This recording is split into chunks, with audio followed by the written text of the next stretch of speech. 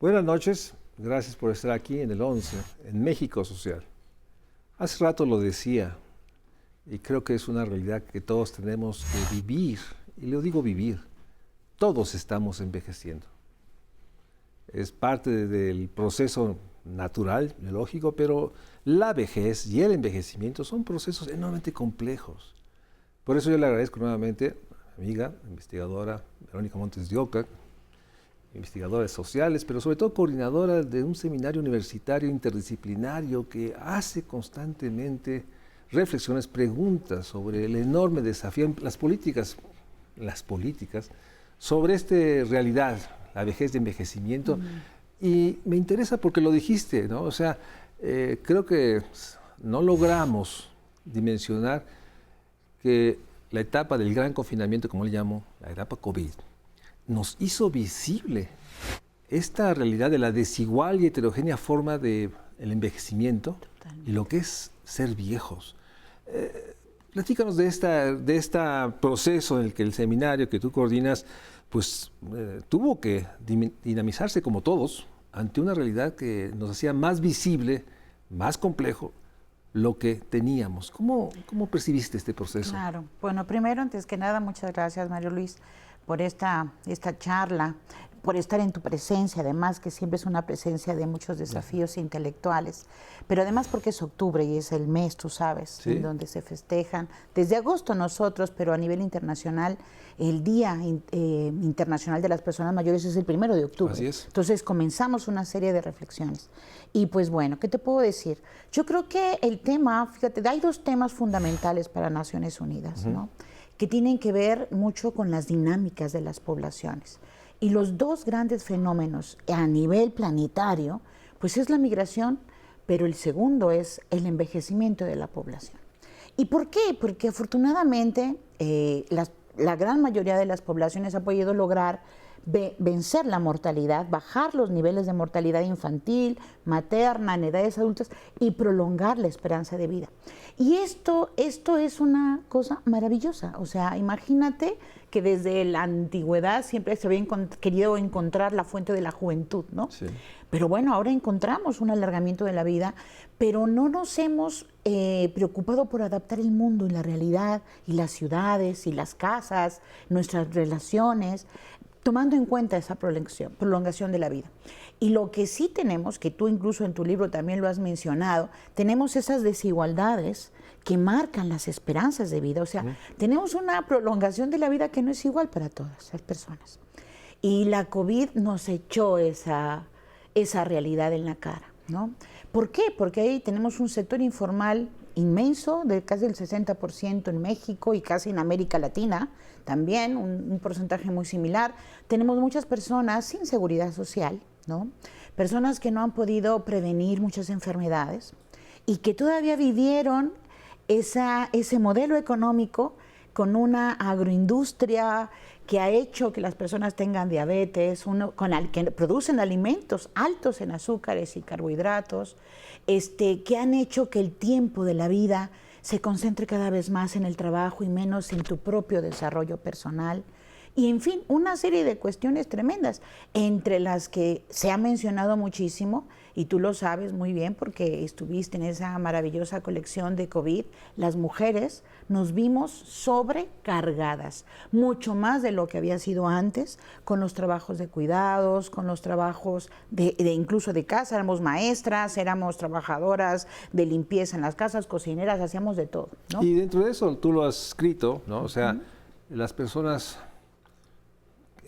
vivieron dependiendo del grupo etario donde pertenecían, de su estructura, de una manera muy, muy difícil y muy compleja el confinamiento. No salir, no poder ver a tu vecino, que no puede visitarte, tu pariente. Hubo una erosión, un retroceso de la calidad increíble de vida precaria que tenían. Pues déjame entrar con algo que he dicho muchas veces y me gustaría tu reflexión. Por una parte, persiste muy fuerte esta idea de que se es adulto, mayor o viejo a partir de los 60, 65. ¿no? Los demógrafos nos han construido y la pirámide nos dice eso. Pero por otra parte, es cuestión de observar en la calle. Yo siempre tengo esta obsesión de mirar. Ves gente muy joven con limitaciones para moverse. Claro. ser viejo es de pronto no tener esa habilidad de moverte, sobre todo en una sociedad como esta, y hay ciertas maneras de vivir que me hacen pensar que estamos en una población cada vez viejos más jóvenes. Esa sería la expresión, viejos más jóvenes. Claro, tiene que ver, Mario Luis, con el envejecimiento mismo. Todas las personas envejecemos tal vez desde el momento en que nacemos. El desarrollo humano está vinculado a nuestro propio envejecimiento, pues porque perdemos células, perdemos muchos elementos. Hay una pérdida y una ganancia en la edad y en el curso de la vida. Pero los cursos de la vida son muy distintos, Mario Luis, y tú lo has mostrado con cifras, ¿no? Con quiénes mueren antes, Así es. ¿no? Y quiénes se enferman antes, y quiénes el cuerpo lo exponen como una máquina, y de pronto hay situaciones de mucho riesgo, por ejemplo, en los varones. O sea, no es casual la esperanza de vida diferencial entre hombres y mujeres, por ejemplo, ¿no? Pero también la dependencia no es una correlación con la edad, es una correlación con la calidad de vida que tuviste. Entonces, claro que el envejecimiento está de la mano de esa calidad de vida y está de la mano de la desigualdad. Y uno piensa, ¿por qué hay personas que no llegan a la vejez?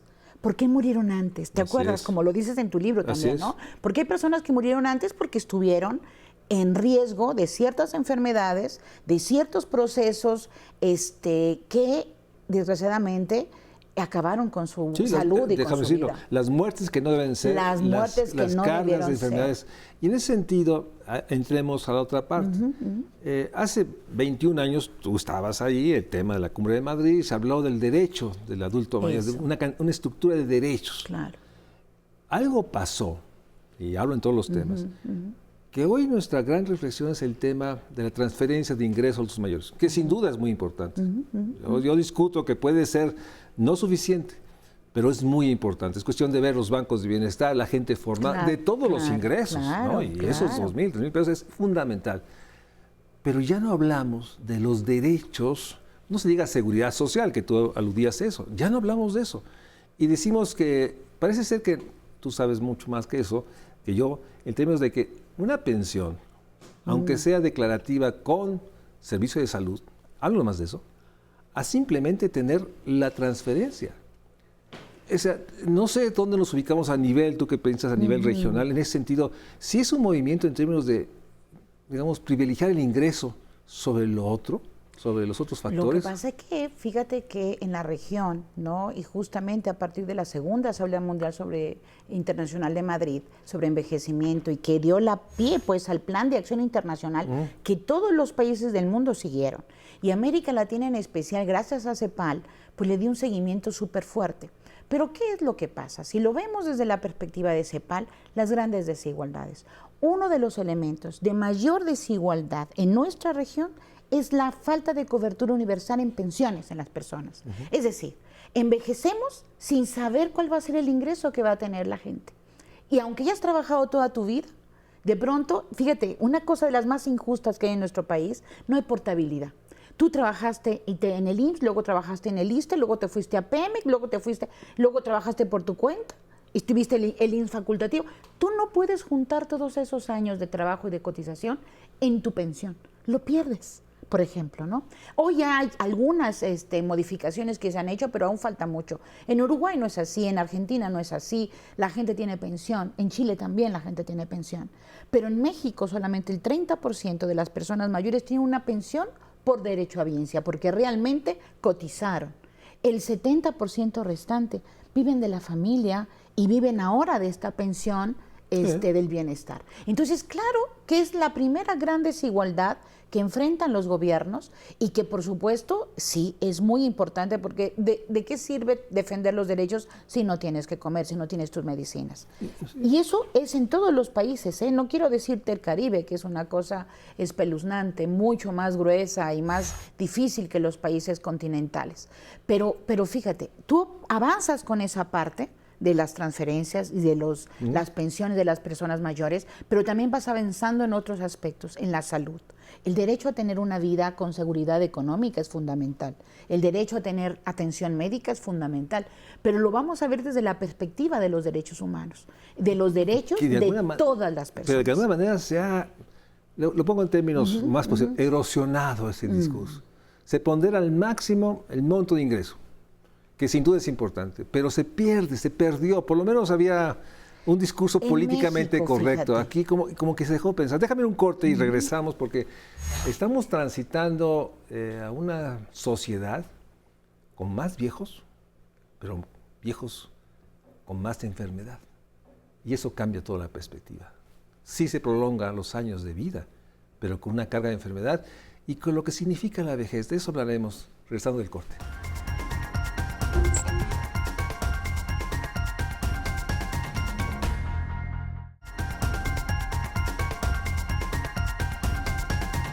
Gracias por estar aquí en el 11 con Verónica Montes de Oca para hablar sobre vejez, envejecimiento. Ella es titular de un seminario universitario interdisciplinario muy importante en la UNAM. Por eso muchas gracias nuevamente. Déjame retomar una palabra que lo dijimos muy rápido. También envejecer es no nunca tener la autonomía. Depender de tus padres, tener que vivir en el cuarto, saber que no vas a tener el auto. O sea, nunca tuviste lo que significa esta parte de que ser adulto joven es tener autonomía, tu propio espacio, y la dependencia se acentúa y mucha gente pues la vive con enorme dolor porque pues no es fácil quedarte ahí, saber que estás pues, subsistiendo con los pocos recursos que tus tíos, padres tienen, ¿no? Claro. El tema de dependencia, ¿cómo lo percibes? ¿Qué tan grave es en México? Mira, no hay, digamos, no hemos hecho suficientes estudios todavía a nivel de las cohortes, pero sí vemos que, por ejemplo, procesos de dependencia económica, incluso de salud, se dan mucho a nivel incluso de salud mental, se dan mucho en edades tempranas. Y esto, por ejemplo, esta cuestión de tener ciertas morbilidades en etapas tempranas te va anticipando cierta dependencia muy temprana, ¿no? Antes pensábamos que a lo mejor en la vejez te daba hipertensión y diabetes. No, está dando antes. En ciertas cohortes que yo creo, y yo lo he comentado en muchos lugares, este sistema neoliberal, la forma como entró la comida chatarra, como le decíamos, esta comida y la falta de ejercicio, la falta de poder adquisitivo, ha generado mucha dependencia. Las dependencias se construyen, se construyen sociohistóricamente, ¿no? Se construyen económicamente. Y yo sí creo que hubo muchas generaciones sacrificadas en el modelo neoliberal. Entonces, claro que hay mucha gente joven, generaciones jóvenes de 40, 50 años, que ya están padeciendo problemas cardiovasculares, problemas de diabetes, por ejemplo, hipertensión, incluso neoplasias, ¿no? Estos cánceres. Y falta de autonomías. Y claro, falta de autonomía porque no tienen recursos, porque estaban en el sector informal. Entonces, claro, y luego viene la pandemia, peor aún, ¿no? Y claro, la autonomía y la independencia económica, pues son elementos que fueron también sacrificados para esas poblaciones. Así es. Y en ese sentido hay un tema, pues yo creo, mayor. Tengo la percepción, que es la pregunta, que en esos 2, 3 generaciones se ha acentuado el rechazo a lo viejo. Claro, porque mira, ayer leía un documento maravilloso de Mónica Ramos, a quien le mando un saludo, que decía, hay una heroicidad muy grande en las personas mayores que viven en una sociedad discriminante, ¿no? Discriminadora, edadista, capacitista, con una misoginia también por ahí, ¿no? Entonces, claro, que eso es un fenómeno, Mario Luis, eso de que de pronto la gente empieza a sentirse rechazada por su edad, rechazada por empezar su propia vejez. No hemos construido una sociedad que realmente dignifique y vea la heroicidad de estas personas que han podido ser supervivientes de estas sociedades tan discriminadoras, tan corruptas, o sea, no lo hemos visto. Y realmente una persona que tú veas saludable, que tú veas entera, derecha, que siga activa y aportando en la sociedad, deberíamos de verdad de aplaudirles, ¿no? Y en ese sentido, déjame recuperar, tú estuviste ahí, hace 21 años, 22, en la Cumbre de Madrid, se decía que el principal derecho de la vejez es el derecho a la actividad. Claro, el envejecimiento activo. Que puedas salir, que puedas estar activo. Que puedas participar, que puedas seguir en la vida. Que te permitan escuchar. Aquí, y eso me gustaría saber, yo tengo la impresión, pues más bien por lo que tú has escrito, que en México ha sido más duro este rechazo a que el viejo requiere Totalmente. actividad, requiere no solo la pensión de adulto mayor, que nuevamente ponderamos, pero Nuestra no es desigualdad es tan social, grande a nivel socioeconómico pero no que suena- ponderamos la pensión. Es otra manera Pero de pensarlo. fíjate, en muchos países, por ejemplo en Uruguay, Argentina, que Ajá. son como nuestros países pioneros, Sí. digamos, en muchas políticas, ellos han cubierto totalmente la pensión en las personas. Y que han avanzado ahora en educación a lo largo de la vida. Ahora avancemos en la inclusión digital, avancemos ahora en políticas de cuidados, avancemos, por ejemplo, en tener políticas de no maltrato a la persona mayor, avancemos en políticas no edadistas, por ejemplo. O sea, y tú vas viendo que ya que tienen cubierta una parte económica suficiente, siguen con otras cosas. Y nosotros en México no se ve lo otro. Nos sentamos todavía en las transferencias, en las pensiones, y no vemos que tenemos muchísimo que hacer, porque tanto el MIPA, este famoso plan de acción, como todas las demás reuniones de CEPAL, donde yo he estado en todas, de organizaciones de la sociedad civil, pero también las intergubernamentales, que incluso las últimas fueron en diciembre pasado, la 5ª reunión intergubernamental, y ves cómo van avanzando en ciertos temas. En la educación, por ejemplo. Antes yo debatía, es que ¿por qué educación en personas mayores? Porque la educación es un derecho igual y tiene que ir a lo largo de la vida, porque tú tomas decisiones. Es un derecho permanente. Es un sí. derecho permanente. Nuestra universidad tiene que abrirse también para personas, y lo has visto, que regresan a Así estudiar es. aún cuando son abuelas, abuelos, ¿no? Y eso, por ejemplo, no lo hemos hecho como una política. Seguimos pensando en la vieja y el viejo estilo Sara García, ¿no? Que viven de su pensión, y no en las mujeres que están activas en los pueblos, en las comunidades, acompañando incluso a las buscadoras, ¿no? Que están permanentemente activas. Y claro, no vemos ese envejecimiento activo, y ahora nos los han cambiado por el envejecimiento saludable, ¿ves? Porque ya estamos en la década del envejecimiento saludable. Pero en realidad es muy importante. La contribución de las personas mayores en nuestra sociedad es invaluable. De verdad que son unas heroínas y unos héroes impecables. Pero tenemos que pensar nosotros en las políticas, cómo podemos a través de políticas terminar con el edadismo, con ese viejismo que está. Por eso la gente se pinta. Sí, sí. Por eso la gente no se quiere creer que envejece. Y es un mensaje muy perverso, Mario, porque los jóvenes de edades muy tempranas tienen que planear su propia vida y su envejecimiento, porque van a llegar. ¿Y van a llegar cómo? ¿En qué condiciones? ¿Con qué ingresos? ¿Con qué condición de salud? ¿Sí? Entonces tenemos que crear políticas, no solamente que se enfoquen en 60 y más, si me lo permites, Sí. sino que se enfoquen en procesos de envejecimiento desde más temprana es mejor.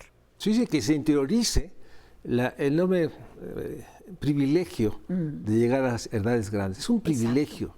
Y aquellos que lo logran, como tú dices, activos, sanos, contribuyendo, son realmente referentes, así. Absoluto. No Son es ejemplares, y por eso habría que festejar a la gente que llega a eso. Y es una parte que yo no alcanzo a comer. ¿Cuándo? O sea, este siglo, 21 años, 23 años, surgió con las grandes convenciones y planteamientos globales, los Objetivos de Desarrollo Milenio, etcétera. Los países, incluso nuestro gobierno, adoptaron el discurso. Era como que políticamente correcto. Muchos decíamos, tú decías, es más retórica que realidad, pero qué bueno. Pero algo pasó. De pronto yo no veo que se hable en términos de derechos, del derecho de la vejez, etcétera. Y me gustó la frase que dijiste. Como hemos abandonado, ponderamos tanto el ingreso. Claro. Porque eso sí, no hay duda, ¿no? Claro. Y en ese sentido, ¿cuál es tú que estás construida para pensar al 2050, hacia dónde vamos? Pues mira, yo tengo esperanza, ¿no? Quiero ser optimista, como decía nuestro Monsi, ¿no? Voy a ser optimista. Sí. Pero bueno, yo creo que tenemos grandes derroteros. Uno de los más importantes que se vislumbran a nivel internacional, María Luis, es justamente estas políticas de envejecimiento, y no solamente políticas hacia personas mayores, pero las incluyes, van de la mano con la perspectiva de género. Es un elemento fundamental. Porque tú lo vas a hacer rato de las transferencias, pero también a nivel internacional se habla de las brechas de género. Estamos como país olvidando que nuestro envejecimiento también está feminizado. Claro. Y entonces, cuando hablamos de estas transferencias, también estamos hablando de estas transferencias que llegan a más mujeres que dieron su vida en la crianza de los hogares y en ese trabajo no remunerado, ¿no? Y de pronto también vemos que a nivel internacional se están de alguna manera mostrando todas las políticas de cuidado que va de la mano con esas políticas feministas, pero también con las perspectivas del envejecimiento. Entonces yo la verdad quiero ser optimista y quiero ver, tomando el ejemplo del Cono Sur, cómo vamos avanzando en otras políticas. Pero nosotros tenemos un desafío muy grande, Mario, y es el territorio. ¿Sí? Entonces lo que tenemos que hacer es trabajar a nivel estatal, trabajar a nivel local, porque es cuando se quedan paradas las cosas. Si a lo mejor se dice a nivel federal, pero no baja a nivel de los estados y no llega a nivel municipal. Y es ahí donde nosotros como país somos un país muy grande. Muy grande. No se compara con Costa Rica, que son 5 millones, o Uruguay, que son 3 millones, o Cuba, que son 11 millones. Nosotros somos casi 130 millones ahora. Pero podemos trabajar con las entidades federativas, podemos trabajar con los gobiernos. Y hay algo que hay que poner atención. Ahora se está discutiendo una ley general del adulto mayor, ¿no? Y yo cuando oigo adulto mayor, ya se quedaron antes del MIPA. Porque el MIPA habla de la persona mayor. Así es. Porque hay un principio pro persona jurídicamente. Claro. Y entonces cuando yo empiezo a ver que ya está una ley general hablando del adulto mayor y no de la defensa de los derechos de las personas mayores, me preocupa. Porque es como un pequeño retroceso sin desearlo y seguramente de una manera involuntaria. Entonces lo que tenemos que hacer ahorita es en muchas entidades federativas armonizar las leyes que existen para vincularlas con la Convención Interamericana y con todos los planteamientos de la CEPAL y empezar a tener una normativa jurídica que ampare las acciones realmente de apoyo a las personas mayores en todas las líneas prioritarias que se han mencionado. Hasta la salud mental, por ejemplo, la capacitación. No tenemos ni suficientes geriatras ni suficientes gerontólogos en el país, pero tenemos que promover estas visiones interdisciplinarias también para que urbanistas, gerontólogos, biólogos, sociólogos, antropólogos, pensemos el envejecimiento desde nuestras propias universidades estatales, por ejemplo. Eso no lo encuentras. Tú no encuentras en las universidades estatales personas que trabajen en envejecimiento, porque lo han dejado de lado. Sí, porque no se vuelve relevante. Con este comentario, Mónica, muchas gracias por estar y volver a poner el tema. No habrá México social, un desarrollo, si no logramos poner el tema de los derechos de las personas mayores y dar cuenta de que esta dimensión tiene que estar incorporada en pensar un México de derechos, pero pensando siempre en las personas mayores. Mónica, muchas gracias por estar, me da mucho gusto verte. Gracias a ustedes, buenas noches.